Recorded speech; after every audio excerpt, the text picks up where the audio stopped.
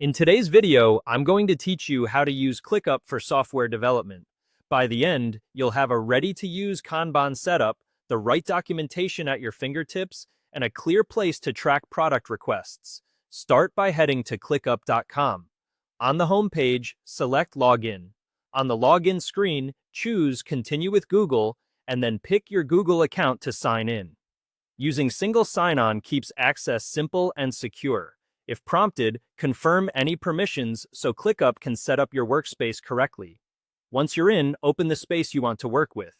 This is where your development work will live. Inside that space, click the plus sign to add something new, then choose Templates. Templates save you time by packaging views, statuses, and fields that are already tailored for common workflows.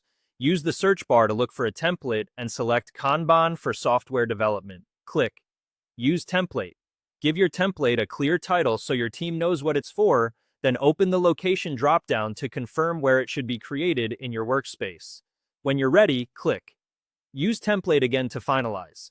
ClickUp will generate the lists, statuses, and views you need for a smooth development pipeline. Next, open the new software development area that was created. Inside, select the Welcome item.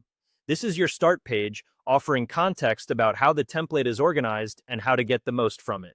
From there, take a moment to read the template guide. It explains the structure, standard fields, and recommended practices so your team works consistently. Open the process section to review your processes. This is where policies and workflows live, making it easy to align on definition of ready, definition of done, or handoff rules. You'll also see an example chart that illustrates how work should flow. Use it as a visual reference to reinforce your team's agreement on steps and responsibilities. Now, navigate to the product request form. This form captures new ideas and feature requests in a structured way, ensuring you get all the details you need for prioritization.